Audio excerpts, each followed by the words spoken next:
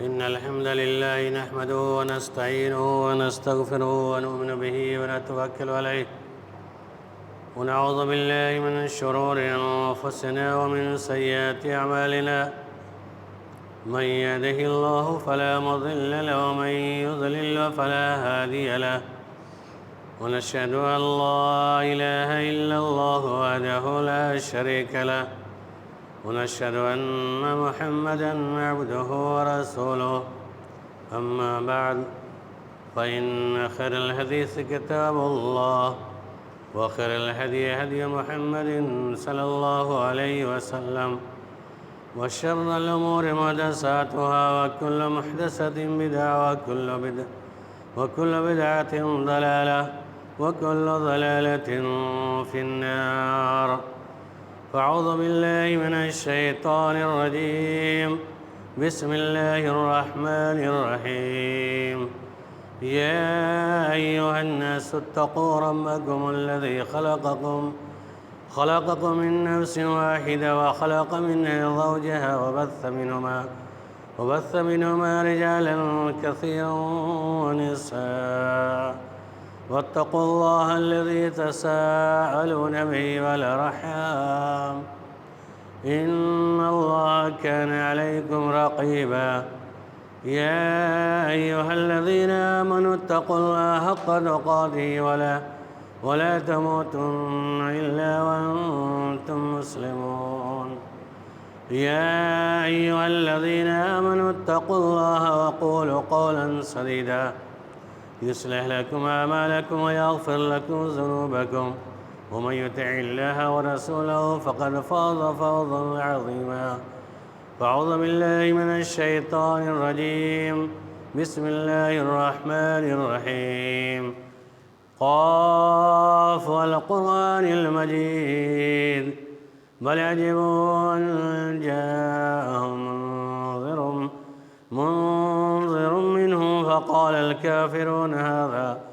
فقال الكافرون هذا شيء عجيب أإذا متنا وكنا ترابا ذلك رجع بعيد قد علمنا ما تنقص الأرض منه وعندنا كتاب حفيظ بل كذبوا بالحق لما جاءهم فهم في أمر مريج أفلم ينظروا إلى السماء فوقهم كيف بنيناها وزيناها وما لها من فروج والأرض مددناها وألقينا فيها رواسي وأنبتنا فيها من كل زوج بهيج تبصرة وذكرى لكل عبد منيب. ونزلنا من السماء ماء مباركا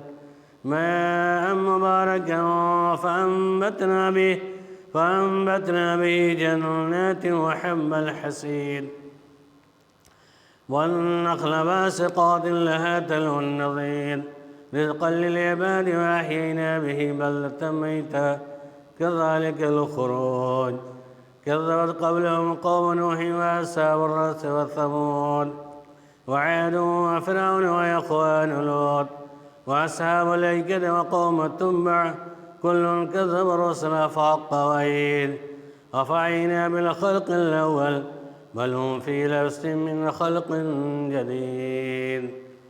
فأعوذ بالله من الشيطان الرجيم. بسم الله الرحمن الرحيم. إنا أنزلناه في ليلة القدر وما أدراك ما ليلة القدر خير من 1000 شهر تنزل الملائكة والروح فيها بإذن ربهم من كل أمر سلام هي حتى مطلع الفجر. وقال النبي صلى الله عليه وسلم من قام ليلة القدر إيمانا واحتسابا غفر له ما تقدم من ذنبه. तमाम किस्म की तारीफ़ात जुमला हम्द व सना उस अल्लाह रब्बुल आलमीन के लिए लायक और ज़िबा है कि जिसने हमारी और आपकी तख्लीक़ اشرف المخلوقات میں فرمائی، اور ہماری رشد ہدایت کے خاطر بے شمار انبیاء کرام کو مبعوث فرمایا۔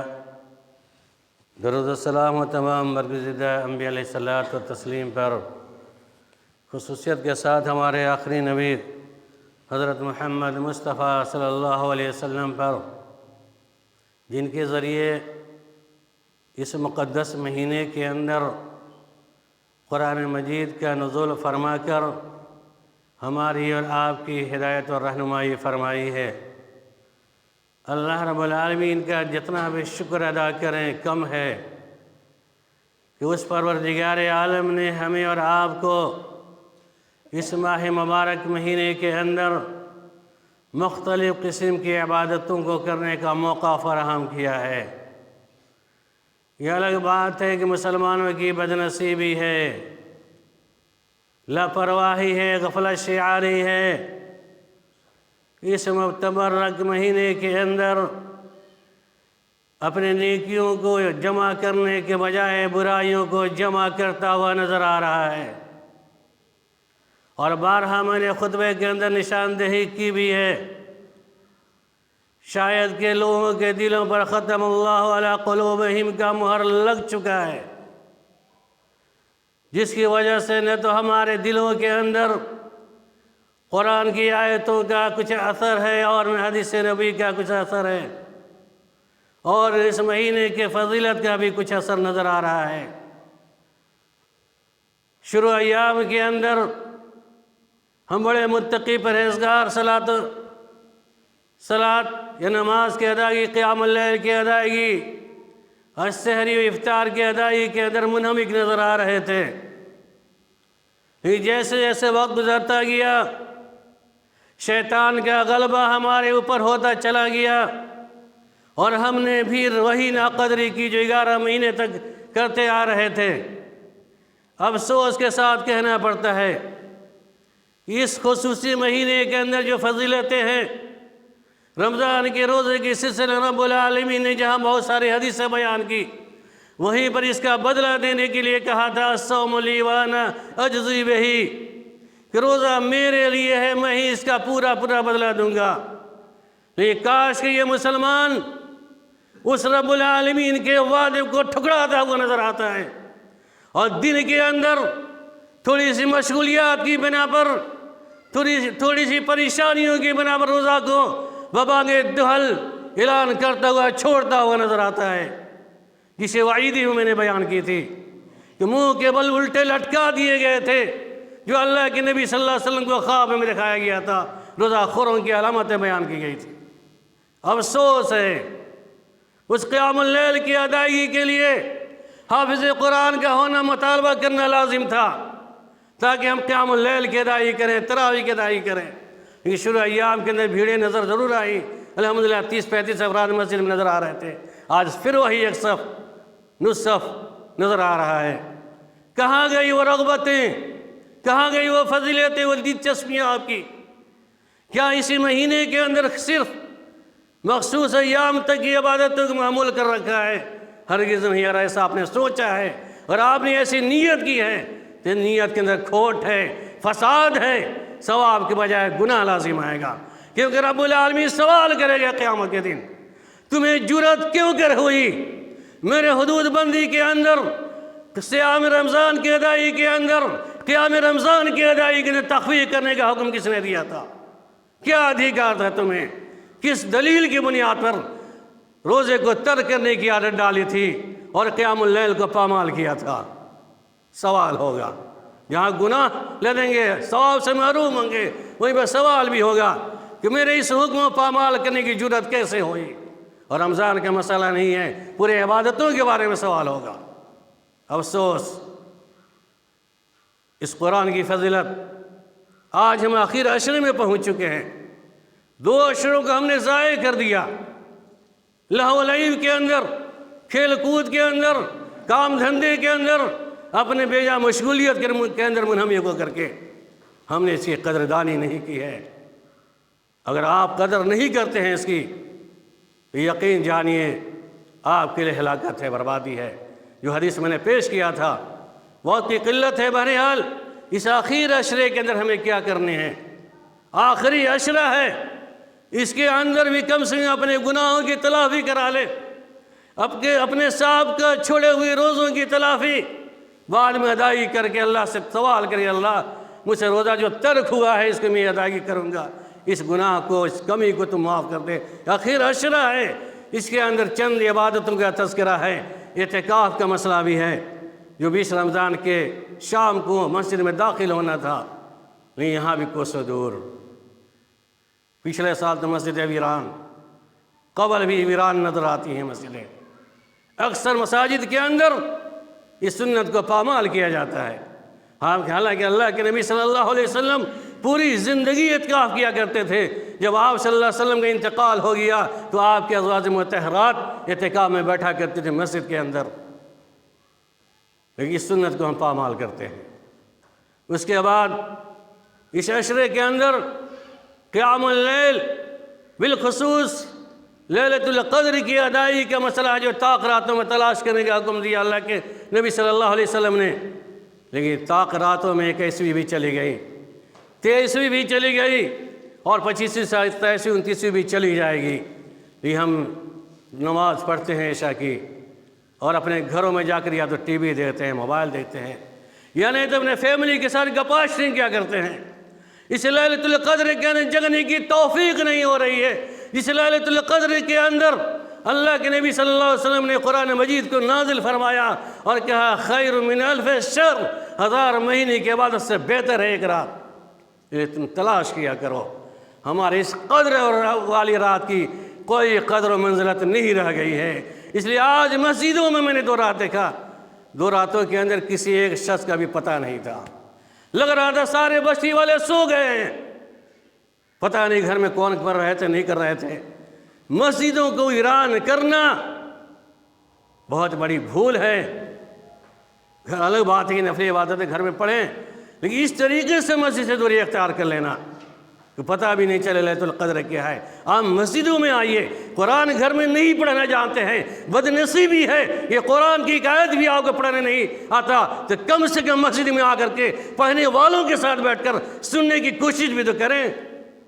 آج بہانہ ہے ہمارے پاس، ہم تو جاہل ہیں، ہم قرآن پڑھے نہیں ہیں، ہم قرآن کیسے پڑھیں گے؟ اللہ کے بندے، اگر آپ قرآن نہیں پڑھنا جانتے ہیں تو قرآن پڑھنے والوں کے سامنے بیٹھ کر اس کے معنی مفہوم کو سمجھنے کی کوشش کریں، اسے درس لیا کریں. نہیں تو کم سے کم اس کے بغل میں بیٹھ کر سنیں، قرآن کی آیت اپنے کان کے اندر سنیں، اس کا بھی ثواب ملے گا انشاءاللہ. اس سے بھی کوسوں دور. آپ کی سب سے بڑی غلطی ہے کہ دنیا کے سارے علوم کو سیکھنا چاہتے ہیں لیکن قرآن کو سیکھنا نہیں جانتے. یہ بچپنے کی عمر قید نہیں ہوتی قرآن کو سیکھنے کے لیے. قرآن کو سیکھنے کا پوری زندگی، پوری عمر باقی ہے. اور ہم نے جوانی میں بھی سیکھنے کی کوشش کر دیا تو الحمدللہ بڑھاپے میں ہی سیکھے. میں نے سعودی کے اندر 2 بوڑھے آدمی کو میں نے سکھایا تھا، 2 نوجوانوں کو سکھایا تھا، بنگالی لوگوں کو. مجھے شوق پیدا ہوا. میں نے پہلے بھی اعلان کیا تھا 6 ماہ قبل کہ جن حضرات کو قرآن یاد نہیں ہے، پڑھنا نہیں جانتے ہیں، میرے پاس بیٹھیے، میں اپنا وقت دینے کے لیے تیار ہوں، میں اس کو سکھا دوں گا قرآن پڑھنا. اس سے بھی کوسوں دور.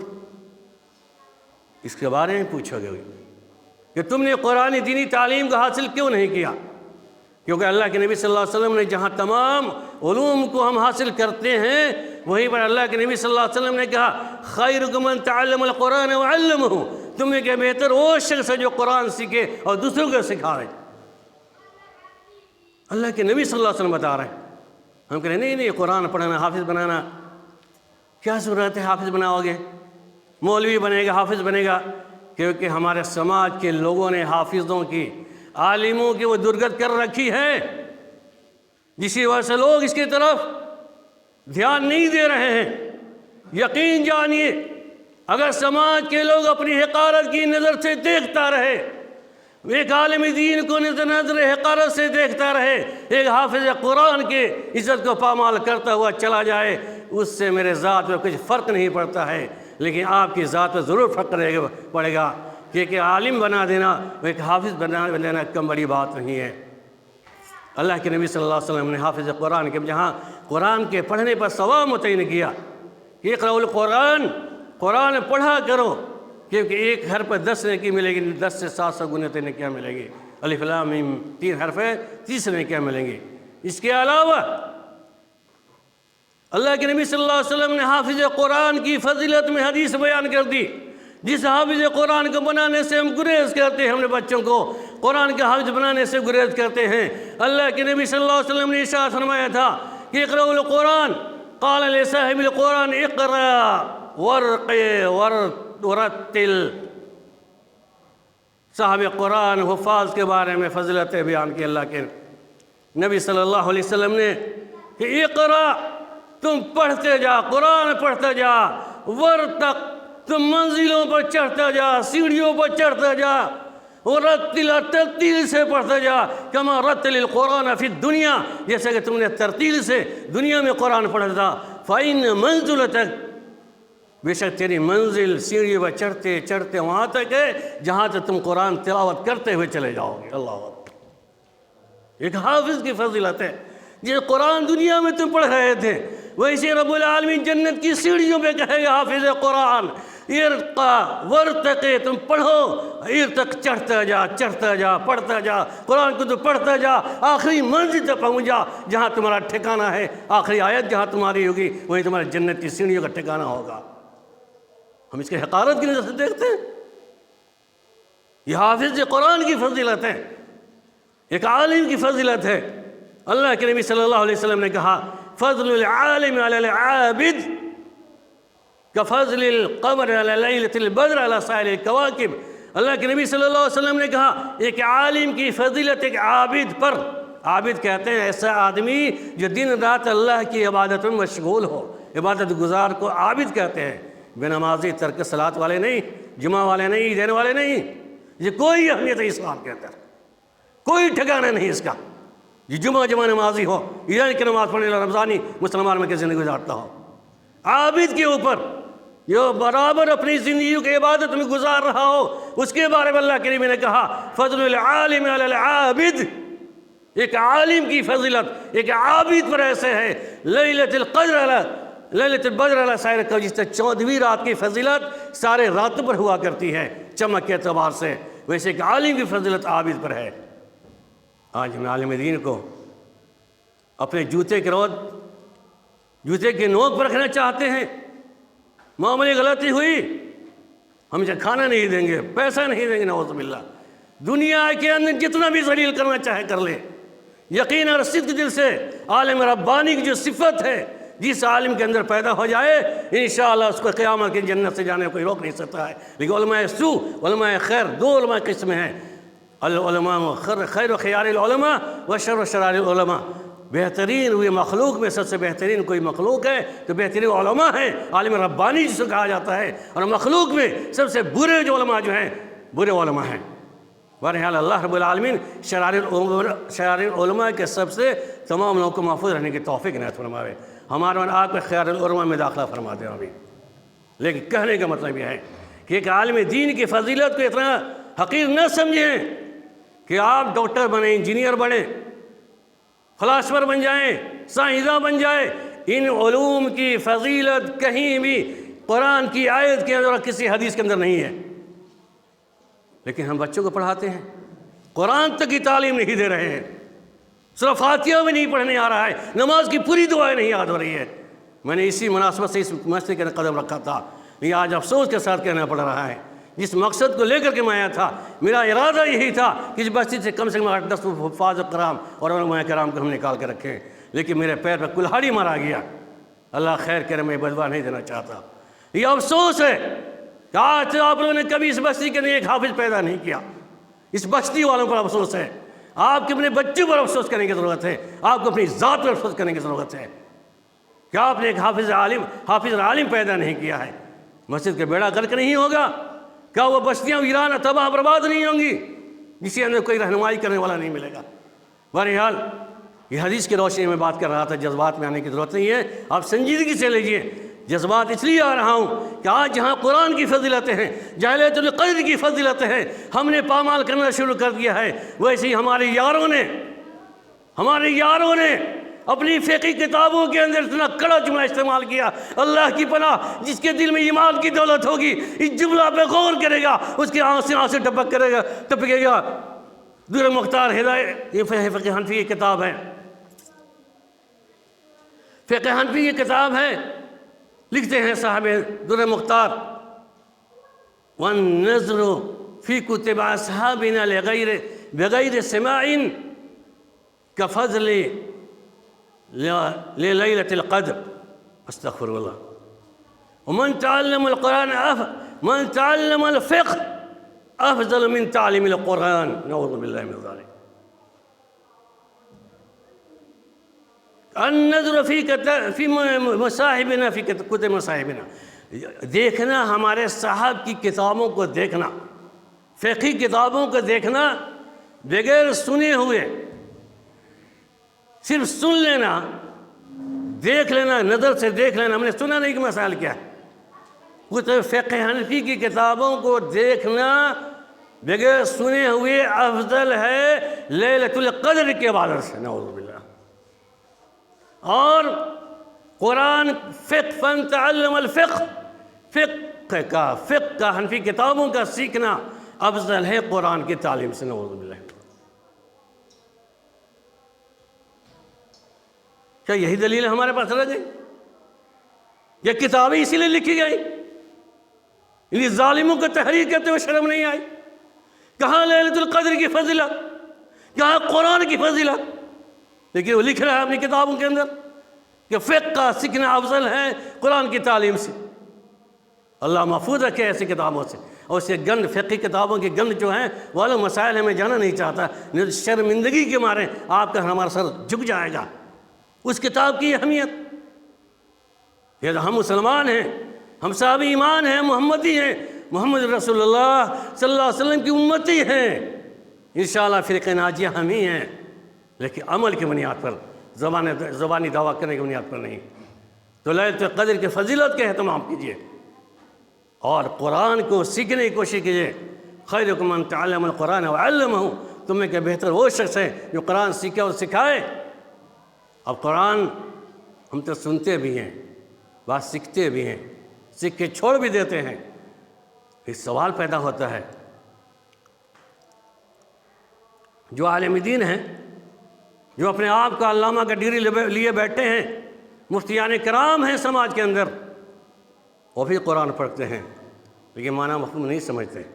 کیونکہ اثر یہ ہوتا ہے کہ دلوں پر قرآنی احکامات کچھ اثر نہیں ہوتا، کیونکہ صرف حفظ سے محدود رکھ کر کے فتویٰ دے دینا، امامت کرنا، یہ بھی غیر معتبر باتیں۔ دین کا علم سمجھنا، فقہ فی الدین، یہ افضل ہے۔ دین کی سمجھ، قرآن اور سنت دونوں کی جانکاری، اور یہ کب ہوگا؟ جب قرآن اور حدیث کا علم پورے علوم کے شرائط کے ساتھ، علوم کے ادائی کے ساتھ سیکھیں، تب قرآن کی آیت کا معنی سمجھ میں آئے گا اور حدیث کا معنی سمجھ میں آئے گا، تب ہماری زندگی سدھر سکتی ہے، کیونکہ قرآن ہماری ہدایت کا سرچشمہ ہے، ہدایت کے نور ہے۔ اور قرآن جیسی مقدس کتاب کوئی روئے زمین پہ نہیں ہو سکتی ہے الا کوئی فقہی کتابوں کے جس سے افضل قرار دے دے دوسری کتابوں کو۔ بہرحال آج ہم قرآن سنتے ہیں، سوال پیدا ہوتا ہے، اپنے تلاوتیں سنی ہیں تراویح کے اندر، 20 رات آپ نے سن لی ہے، 30 رات سن لیں گے اور پوری زندگی سنتے رہتے ہیں، قرآن کی آیتوں کا اثر کیوں نہیں ہو رہا ہے؟ قرآن کی آیتوں کا اثر کیوں نہیں ہو رہا ہے؟ گرچہ دشمنان اسلام نبی صلی اللہ علیہ وسلم کے دشمن کا واقعہ بے شمار ہے کہ ایک مرتبہ ایک آیت جہاں دشمن رسول کو سنائی پڑی تھی، اسلام قبول کرنے میں مجبور ہو گیا۔ آج ہم دن رات قرآن کی تلاوتیں سنتے ہیں، یہ ہمارے دلوں کے اندر اس کا کچھ اثر نہیں ہوتا ہے، کیونکہ ایمانی پختہ نہیں ہے، صلاۃ نماز کی پابندی ہی نہیں ہے، من مانی نماز پڑھنے کی ہم نے کوشش کر دی ہے، ہم نے قرآن کو رسمی پڑھنا شروع کر دیا ہے، قرآن کو سمجھنے کی ہم نے کوشش نہیں کی ہے۔ یا تو ہم پڑھنا نہیں جانتے یا نہ سمجھنا نہیں جانتے، یا نہ تو ہمارے دلوں کے اندر خوف نہیں ہے۔ حالانکہ قرآن تو ایسی کتاب ہے کہ مسلمانوں کے دل جتنے سخت نہیں ہو سکتے جتنا کہ پتھر اور پہاڑ سخت ہوتا ہے۔ چنانچہ رب العالمین نے قرآن مجید کے اندر وہ سخت اور بڑے پہاڑ کے بارے میں تذکرہ کیا تھا کہ لو انزلنا هذا القرآن على جبل لرأيته خاشعا متصدعا من خشية الله وتلك الأمثال نضربها للناس لعلهم يتفكرون۔ اگر ہم اس پہاڑ کو اور ہم اس قرآن مجید کو پہاڑ پر نازل کر دیتے تو بجائے پہاڑ سختی کے ہونے کے ریزہ ریزہ ہو جاتا، لیکن آج ہمارا دل اس پہاڑ سے بھی زیادہ سخت ہو چکا ہے، کیونکہ ختم اللہ علی قلوبہم کہ ہم مصداق ہو چکے ہیں۔ نہ تو ہمیں قرآن کی آیتوں کو کوئی لحاظ ہے، اور نہ کسی خطیب کی باتوں کو کوئی لحاظ ہے، اور نہ کوئی عالم دین کی باتوں کو کوئی لحاظ رہ گیا۔ ہم نے منمانی شریعت ہم نے بنا لی ہے، منمانی زندگی گزارنے شروع کر دی ہے، لہذا ہمارے دلوں کے اوپر کالا نقطہ پڑھتے پڑھتے اتنا سیاہ ہو چکا ہے، اتنا کالا ہو چکا ہے کہ مہر لگ چکا ہے کہ اللہ مرنا علی قلوبہم، ان کے دلوں پر ہم نے مہر زنگ لگا دیا ہوا ہے۔ غور کرنے کا مقام ہے۔ حضرت عمر فاروق رضی اللہ عنہ ایک واقعہ آپ کی عبرت کے لیے۔ عمر فاروق رضی اللہ تعالیٰ عنہ جو نبی صلی اللہ علیہ وسلم کے سب سے بڑے دشمن اور اسلام کے سب سے بڑے دشمن تھے، ایک بار دیکھا یہ سنا کہ محمد صلی اللہ علیہ وسلم کا چرچا پورے مکے کے اندر پھیلا ہوا ہے، چنانچہ تلوار نہیں تلوار لیکن وہ فاروق نکل پڑتے ہیں راستے کے اندر، راستے میں چلے جا رہے ہیں تیزی سے۔ ایک نعیم بن عبداللہ سے ملاقات ہوتی ہے، پوچھا اے عمر کدھر کا ارادہ ہے؟ اس نے کہا میں جا رہا ہوں دشمن رسول کا سر قلم کرنے کے لیے۔ دشمن رسول سے مراد محمد رسول اللہ صلی اللہ علیہ وسلم کی شخصیت تھی۔ عمر فاروق چلے جا رہے ہیں، کہا سنو عمر، تم دشمن رسول محمد کے ختم کرنے کو جا رہے ہو، ذرا اپنے گھر کی بھی تو خبر لو۔ کہا ہوا کیا، ماجرا کیا ہے؟ نہیں بن عبداللہ کہتے تمہارے بہن اور بہنوں نے بھی اسلام قبول کر لیا ہے، تم اس سے کیا کرو گے؟ چنانچہ وہیں سے اپنا رخ موڑ دیتے ہیں، بہن کی گھر کی طرف جاتے ہیں جہاں پر خباب بن ارت رضی اللہ تعالیٰ عنہ سورہ طٰہٰ کی تلاوت کر رہے تھے، پڑھا رہے تھے۔ خباب بن ارت رضی اللہ تعالیٰ گھر کے اندر چھپ کر کے عمر فاروق رضی اللہ تعالیٰ عنہ کے بہن اور بہنوئی کو قرآن کا درس دے رہے تھے، قرآن پڑھا رہے تھے۔ چنانچہ عمر فاروق رضی اللہ تعالیٰ عنہ جاتے ہیں، جانے کے بعد اپنے بہنوئی کو مارنا شروع کر دیتے ہیں۔ اتنا مارا کہ لہو لہان کر دیا۔ بہن آتی ہے بچانے کے لیے، بہن کو ہی مارنا شروع کرتے ہیں، بہن کو ہی مارنا شروع، دونوں کے لہو لہان کر دیا، زخمی کر دیا۔ چنانچہ قرآن کی آیت تلاوت ہوئی، خباب بن ارت رضی اللہ تعالیٰ پھر پڑھتے ہیں، ان کے کانوں میں آواز ٹکراتی ہے سورۃ طٰہٰ کی آیت۔ عمر فاروق رضی اللہ تعالیٰ تلوار نیچے رکھتے ہیں، کہتے ہیں بہن مجھے وہ کلام سناؤ، جو تم پڑھ رہی تھی یا پڑھوا رہے تھے، مجھے سناؤ وہ کون سا کلام ہے؟ چنانچہ بہن نے کہا کہ عمر تم ناپاک ہو، نجس ہو، پلید ہو، تم قرآن کو نہیں چھو سکتے ہو، لا یمسہ المطہرون، تم پہلے غسل کرو۔ چنانچہ عمر فاروق رضی اللہ تعالیٰ عنہ غسل کرتے ہیں، غسل کرنے کے بعد قرآن کو اپنے ہاتھوں میں لیتے ہیں، طٰہٰ مَا أَنزَلْنَا عَلَيْكَ الْقُرْآنَ لِتَشْقَىٰ، اس ایک آیت کو پڑھتے ہیں، پڑھنے کے بعد دل پہ اثر کرتا ہے، اور تلوار کو نیام میں ڈالتے ہیں اور دوڑتے ہوئے نبی صلی اللہ علیہ وسلم کی مسجد نبی کی طرف دوڑ پڑتے ہیں۔ صحابہ کرام نے دیکھا اللہ کے نبی صلی اللہ علیہ وسلم عمر آ رہے ہیں، کیونکہ دشمن رسول تھے، ممکن ہے کہ آج بھی سر قلم کر دے۔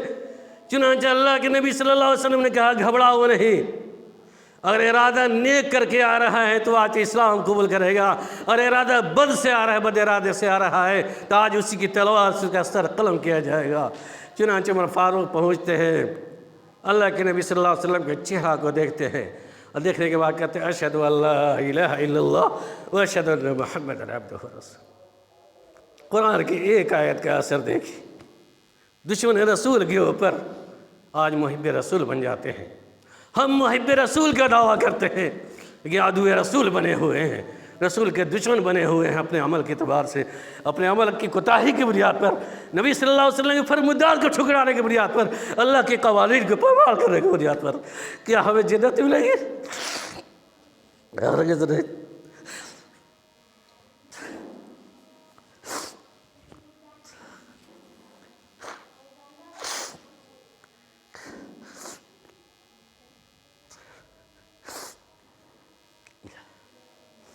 میرے دین بھائی بزرگ دوستو، اپنی زندگی کو تبدیل کرو. آخری مہینہ ہے، آخری عشرہ ہے. ممکن ہے عشرہ کی عبادت قبول کر لے رب العالمین اور جنتی بن جاؤ، ورنہ جہنم میں جانے کے لیے تیار ہو. اللہ رب العالمین ہمیں اور آپ کو تمام صحیح سمجھ کی توفیق نہ فرمائے. آمین.